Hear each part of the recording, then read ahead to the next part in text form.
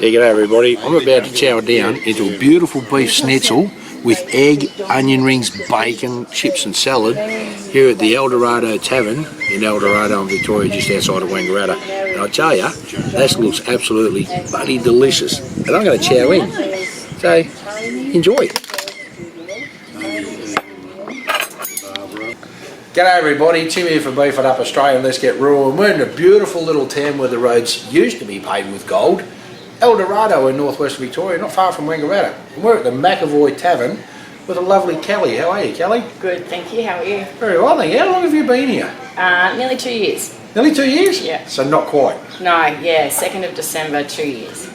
Wow, that's not far away at all, is it? No. No? No. So where'd you elope from to come to here? Beechworth. Beechworth? Yeah. So it's just up the road? Yeah, not far at all. So you don't know much of the history of Eldorado? Not too much about it, except the dredge and the gold mining. Yeah. And yeah, that's sort of about it at the moment. Did you know they also mine tin and gemstones here as well? Sorry, I did know that. Yeah. You know where the dredge come from? No. The dredge was pioneered, so to speak, but a request was put into Thompson's foundry in Castlemaine in 1934, 1935 to build a dredge at 2,000 tonnes in weight. And it's still here apparently. Yeah. Yeah, the giant monster. Yeah. I'm going to go and have a look at that later on. So, the McAvoy Tavern, is this the original hotel? No. I believe the original hotel was the Star over on the corner. Right. And this was built last year. It was 30 years. Now Kelly, the shed, it's very interesting, the concept of it. And I noticed on a couple of the pieces of tin as well, there's some signatures and dates. One's there from the 4th of the 4th, 1916. Yeah, so my husband's rebuilt the shed in COVID lockdown. And we found that little piece of tin on the back of the shed where they used to milk the cow way back in 1914 or previous to that. So we've pulled that piece of tin in and it's got everyone's names, dates, seen that, and whatnot. And he's lucky enough to be able to source, windows. So the original windows are out of the butcher shop. I think the doors he made from the timber of the police station. There was a police station here? Yeah. So every little piece of the shed he has sourced from farms in this area, or people have donated stuff to us. So it's a new shed, but it's all the history. And the back door, what's the back door made out of? So that's an old stable door, and we think that might have come from the butcher shop as well. Wow. It's there's lots of history here. Yeah, because when they ran out of cows and sheep, they used horses, didn't they? Yes, that's it. Yeah, I knew it because back then when they did run out of the cattle and the sheep, they did use horse meat. Yeah, well this shed originally used to be an old stable. Oh right. Yeah. Wow. That's great. So you have done an excellent job in here. It does. It looks amazing, and we just want to keep that rustic sort of history feel to it. With the sporting areas here around Eldorado, was there any sporting things besides tennis?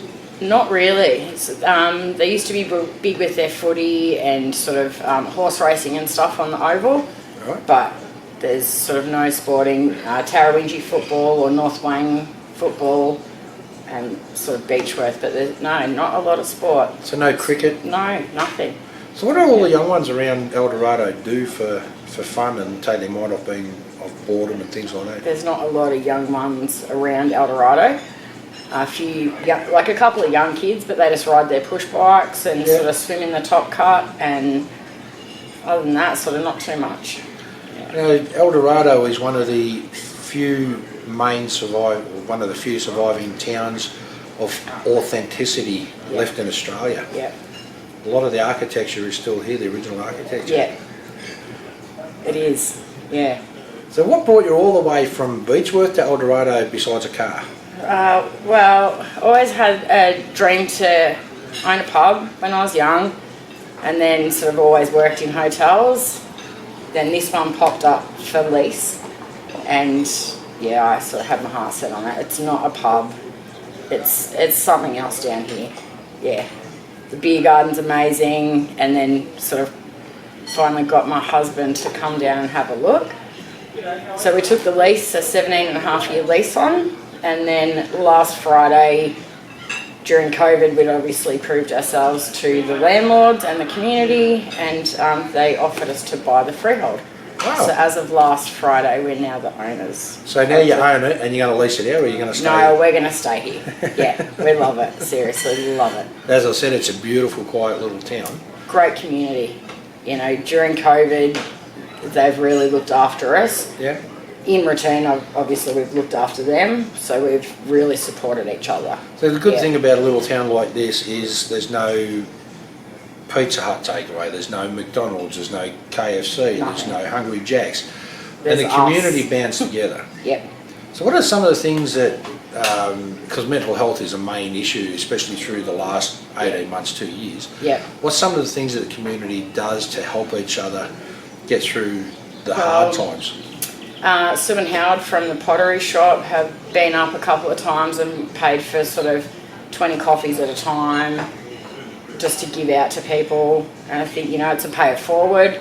So then you're giving someone, you know, you can see they're having a sort of a bit of a hard day. So you just send them home with the coffee. And I made up a few little boxes of chocolates and we sent them home with a little gift. And, you know, it's nice to know that they got home, sat down, opened up their little surprise, enjoyed a coffee and had something to smile about. So when they got their little package of chocolates, was it just the wrappers after you ate the chocolates, or was it complete?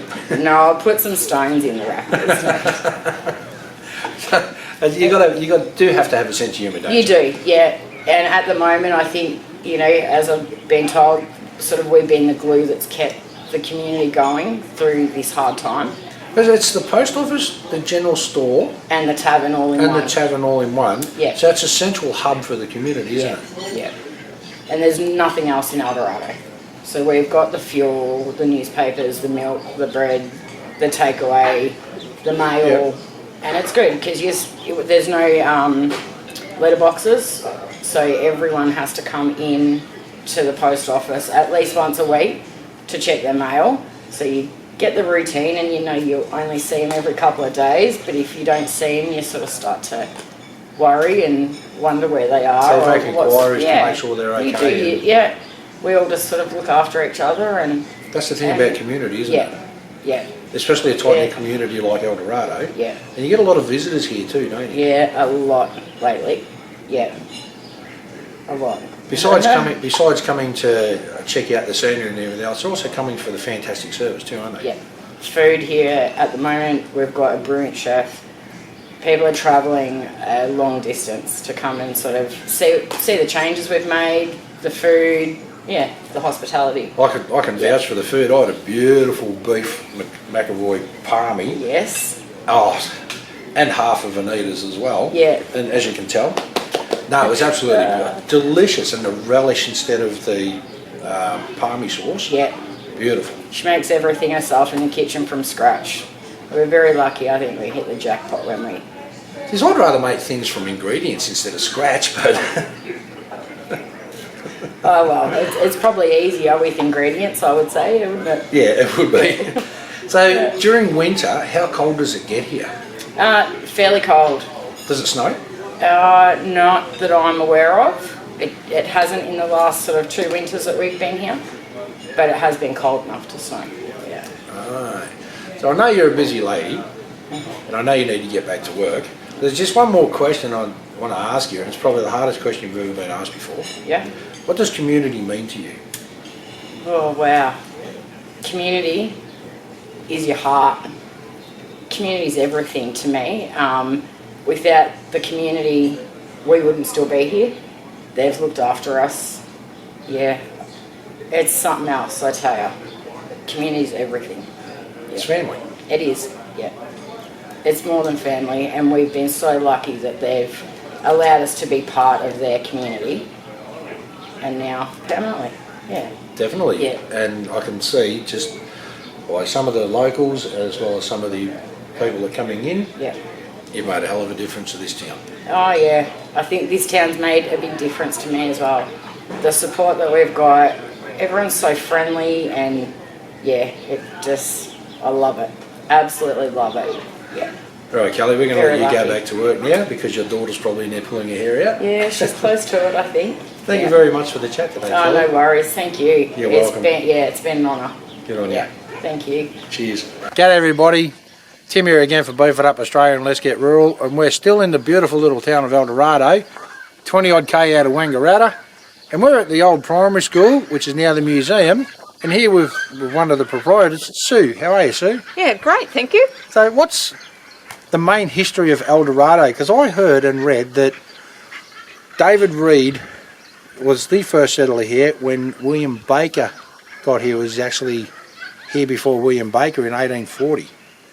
Okay, well, just from what I can remember that I have read, David Reed did have property at Carraragumunji, and he actually moved on to an area up around Wurrigi, I think, and not sure if it was his mother, Agnes Reed, was continued on with property at Carraragumunji, some different sort of name to Carraragumunji as we say it now.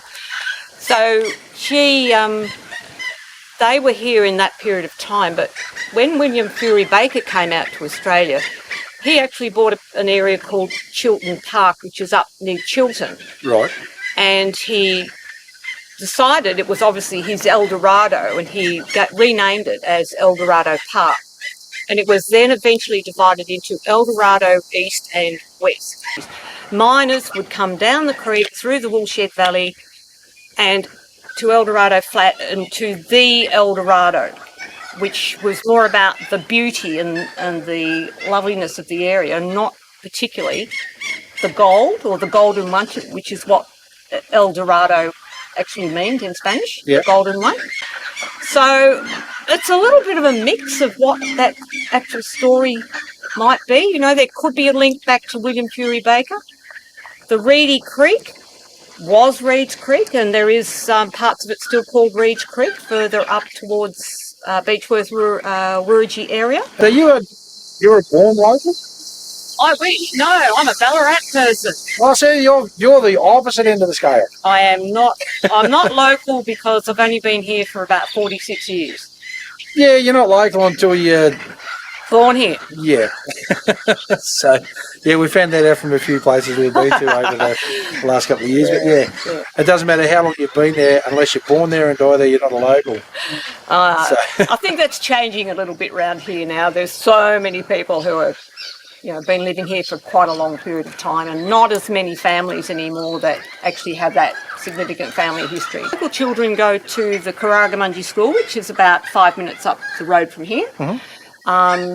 And others also then bus in to Wangaratta and go to school of choice in Wangaratta as well. And they actually found the gold, which was about 1854. The first gold was found, but it wasn't significant enough for them to start mining until 1855. Mm-hmm. That's when they came in and they started their deep lead mining sort of up that end of town, and then sort of mines then were created as they moved down through the area. The McAvoy mines were actually, there were 4 of them developed over a period of time, so through to, I think the last one closed, McAvoy number 4 closed in 1901 after somebody was killed in that mine.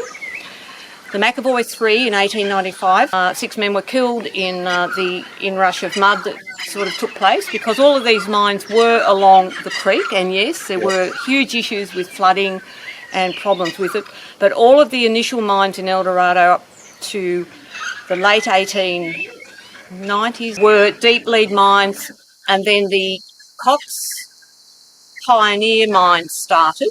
Now they were your open cut sluice mining. Yep. So they used a thing called a sluice gun, which we have a big one just behind us here, and lots used water to sort of wash it, all the slum down, and that would be then taken up through on ripple machines and processed and find the bits that they needed to send. They're the ones that they blasted into the banks of the rivers. They did, yes, yeah, and that made huge differences along the creek and huge changes, and an awful mess was created all the way through that creek area.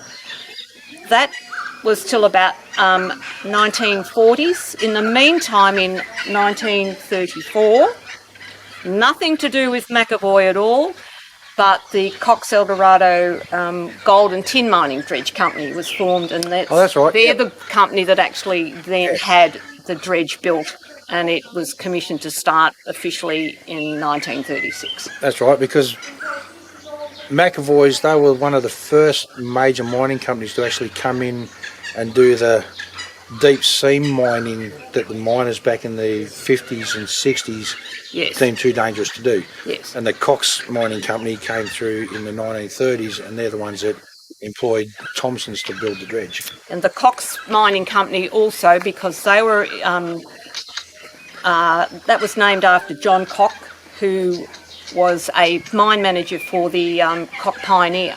Yep. So that was the open sluicing, slum dam, I'm not quite sure how you would describe it, just sort of the sluicing type of mines that went on at that time. Cool. Sue, thank you very much for your time today and having a chat with us. And been my pleasure. And probably the hardest thing you've ever been asked, just one more question, is what does community mean to you? Community is just the pinpoint of caring and sharing. And particularly in Eldorado, we have an amazing group of people who come together in a whole range of community groups, including the running of the museum, because it's community run, supporting and wanting to make sure things work for everybody. Thanks, Sue. Thank you. Okay. Thank you. Mate. G'day everybody. Tim here again for Beef It Up Australia and Let's Get Rural. And we are talking to a lovely couple here, father and daughter, and we're still in Eldorado. And we're going to have a little chat. What's the book you got there, Leanne? This is the Allen family history book. Yeah? Yes, and it's all typed up from going back into the 1700s up until the 1900s. So this is from your dad's family? Yes. History? Yes, it is, yes. So Ebenezer was my father's great-great-grandfather, and he was a merchant, and he was born in Linlithgow in Scotland in 1794. I thought it would have been a Scottish name, Ebenezer. Yes, it was. And they came out, he and Barbara sailed from Glasgow on the ship Abdallah on 7th of April 1853, and they arrived in Melbourne on the 17th of July 1853. So it took them April to 17th of July, and they travelled first class with the following members of their family. And there was a son, George's wife, George's daughter, another daughter, and two other James's mother's daughters. Wow. So it took them 3.5 months to sail over from Scotland to Australia, or New South Wales as it was called then. Yes. How did they make their way from Melbourne to Millawa and the Eldorado district? Well, that I think is our family history is through farming and so forth, so they must have taken up lots. This detail that we have here is really just tracing families and where they sort of moved to. So they've ended up in this area as in a farming district. Yeah. And Dad's parents named their property Linlithgow, and that's in Millawa, which is about half an hour from here. So it's down not that far near at all. Dorado. No. So it would have been horse and cart or walking from there to get to up this area to Wangaratta and... Well, it's certainly in my time it's been motor cars and Yeah. my father's time, but grandfather, Alan, Dad's father, they certainly were horse and gig or buggy, and but they didn't travel very far. But I reckon you would have been a little rascal when you're a little tacker as well. the other fella, Kevin, he would have been a villain. A villain? I know, you wouldn't have been. always blame your brothers. Yeah, yes, I was christened William Thomas, William after my grandfather, William Gray, and Thomas after my mother's father, Thomas Kane. Yeah. And she named me Tom. She had the son. So I've always been known as Tom, not Bill. Oh, right, yeah. as a little fella, I think I used to get called Young Bill a bit, and I'd say, my name not Bill, my name Tom. Unless you were in trouble. Now, you mentioned something before about a wedding vest that belonged to your family, to your grandfather, your great-grandfather. Yes, hanging just there in that cupboard. So how'd that come about? Was that brought over on the ship as well? I'd say it would have been. Well, or was it made here? Well, as our little family history says, it says in a small museum at Eldorado, where we are today, there is an embroidered vest worn by Ebenezer at his wedding in 1820, and it was donated by the widow of William Gray Allen. And William Gray Allen was... Esther Sherritt, Yeah? Aaron Sherritt's sister, I suppose. Wow. So that is an original one that came over from Scotland? Yes, yeah. Wow. It's Kept well on that. definitely. And from the design back then, the 1820s, which is 200 years ago, to the style of the wedding vests now, Yep. the only thing that's changed is the amount of buttons on it. That's true. But they're still made of the same silk type of material, satin silk. But whereas we've got Must be- 9 buttons on that one, now the ones that they're using from the last century through to this century have only got 3 or 4 buttons on them. When was Millawa actually the first settler of Millawa? Because the first settler here at Eldorado was in 1840. I think the cemetery at Millawa was established in 18... Well, I was the secretary there for many years of the trustees, and I remember looking up when we put new gates on the cemetery, and something like 1868 or something like that. Just can't remember really, but it's there very plain in the middle in the Millawa Cemetery now, and That sounds about right, Dad, because there's history here that says died Millawa 25th of January 1894, so that sort of seems true with what this is sort of saying too. So that was about 40, 50 years settlement there after Eldorado. But for your family to come out from Scotland on the ship, facing all the tribulations of the ocean and everything else, and then getting to a brand new country they don't know anything about, and then the trials and tribulations of the dangers of the new country, different animals they've never seen before, different perils and dangers, to take up residence and to build a future and a family, that's just amazing. That's great. Must have been about the same time. Born Millawa 1855, Barbara Allen was the first Australian-born Allen. Well, there you go. 1855. I think there were flour millers too out here in Australia. There's a flour mill in Oxley, an old flour mill. Yeah. The building's still there on a farm, and then I've just heard over the time there was a flour milling factory establishment in Wangaratta where principally they were worked. Sorry, my voice is... Oh, no, you're right. No, You you're can right. talk to these old guys all day, can't you? There's definitely. stories that just come out that trigger memories of other things going on. That's the good thing about the generations and learning history, especially from people like your dad Tom and yourself, and family history. You get to learn.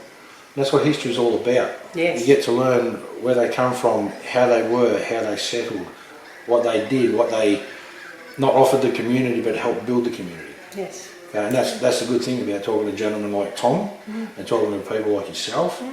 And then you get a real smart cookie that comes along and says, yeah, I know this, I know that, I know this, I know that, because I suppose a lot of publicans and people that's lived in the towns all their lives with knowledge of history of the towns and the places that I've looked up and remembered that they either weren't aware of or didn't know that part of the history.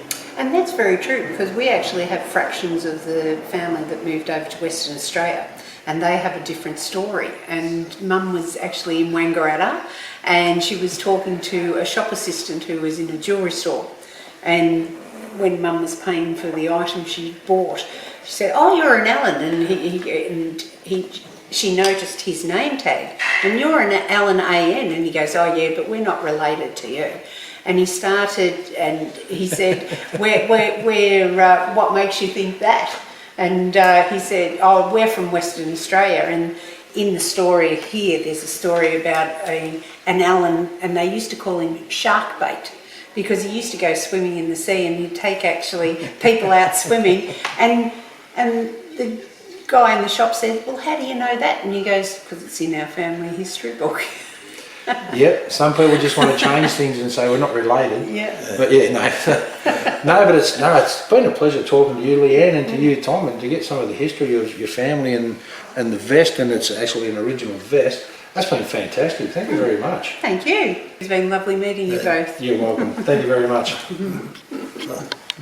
Hey Tim, Yo, Anita. what's this dredge that they were talking about? This dredge, it was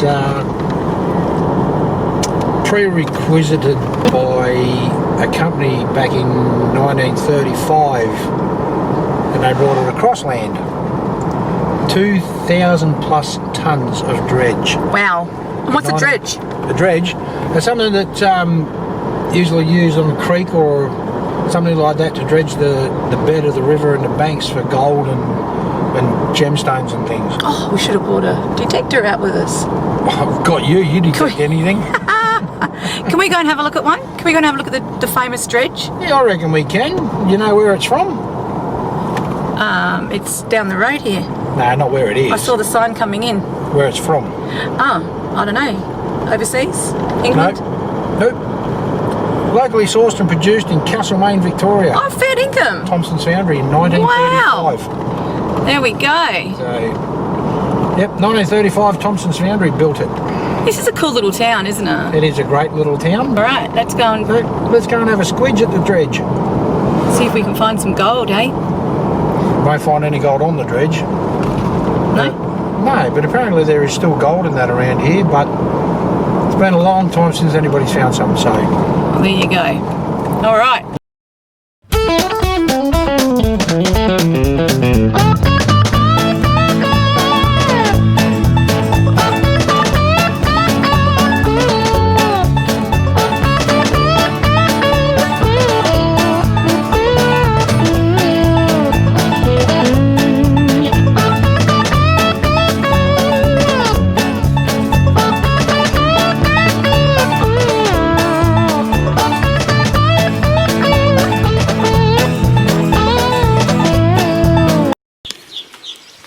Hey everybody, we're still here in Eldorado, just outside of Wangaratta, and we're at the world famous heritage listed dredge built by Thompson and Co founder in Castlemaine in 1935 actually, brought up here and put together in 1936.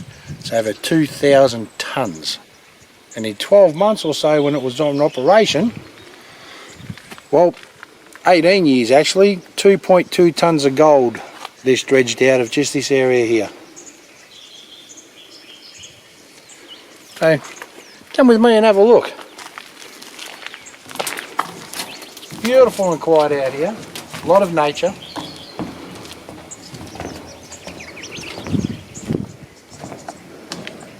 We'll make sure that Anita Attenborough doesn't drop the camera or fall into the water. How'd you like those spoons on the kitchen table?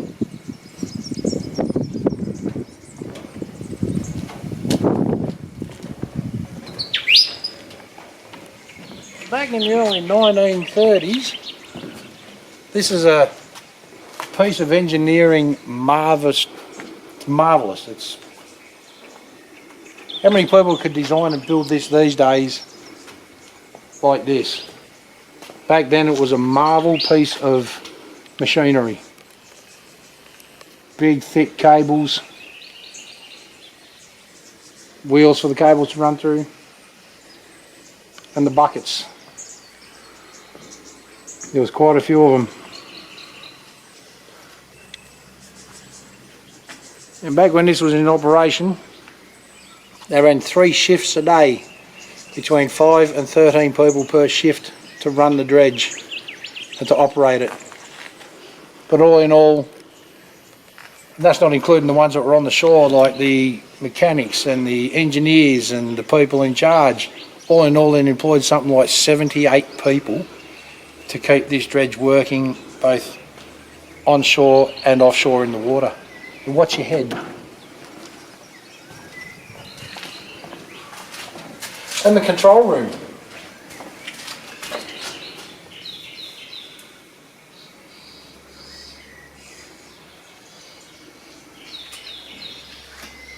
How'd you like to drive your car like that, like they used to operate the dredge?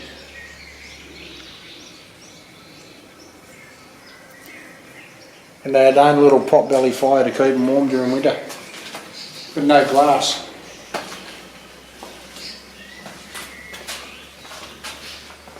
Don't look down. I'm just waiting for Jaws or something to jump up out of there and grab me. Look at the size of the drums for the cable. And most of the cable is worn off, or it's rusted over. You can see where the cable is still on the drum. That's the cable that operates the dredge, the buckets to go up and down on the pulley. Here's a close-up look at the buckets.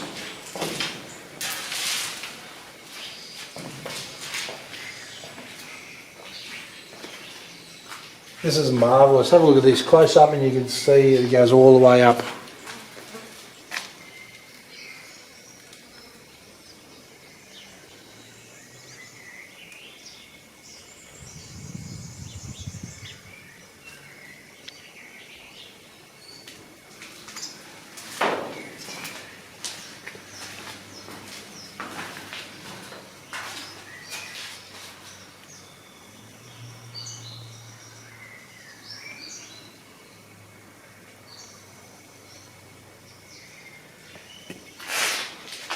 They had to put the bars up to stop people coming in and vandalising the place. There's some parts through here they've had to weld other pieces in because it's rusted through, and there's a couple of rusty bits up near the end. So you've got to be very careful where you're going to put your feet. But one of the walls I used to use for the operation and the engines, and making a check on the power supply, because it ran by electricity apparently.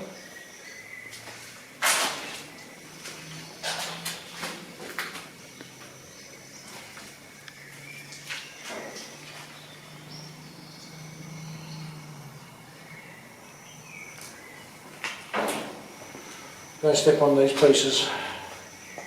It's cut in.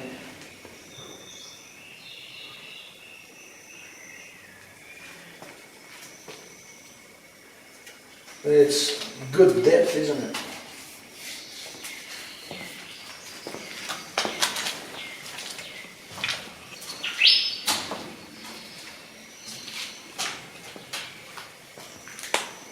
You come up this end, you can see more of the inner workings. I'll stand on this side because there's a couple of pieces there that have been welded in. You can see some of the sluicing areas where the water was coming back through to go back down into the creek bed or the pond wherever they've been working, and you can see how far it's dredged down. It's sunk down into the base, the electric motors and all the inner workings to pump the water through for all the material being brought off the bed and out of the bank, so they can get the gold and the tin, which was mainly what the dredge was used for, to alleviate from the ground and recover. I wonder what it would have been like working here back in 80 odd years ago, 85 years, 90 years ago.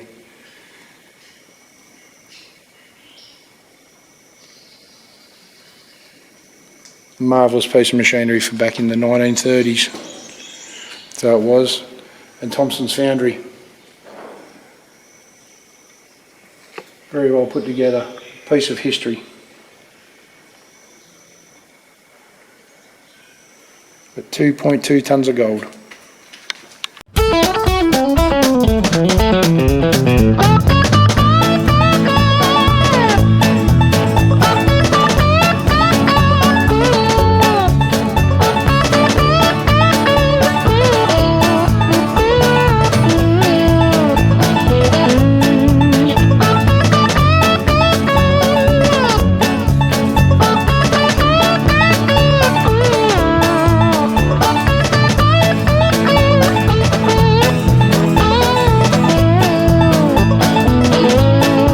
We showed you around Eldorado, McAvoy's Tavern, the museum at Eldorado as well.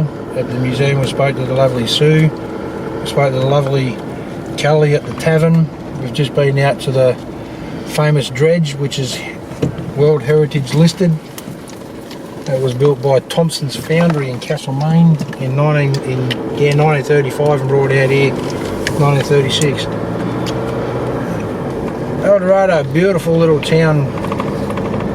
Come out and check it out. It's 22 kilometres away from Wangaratta, northeast of Victoria, going up towards Myrtleford and Beechworth and Yakandanda.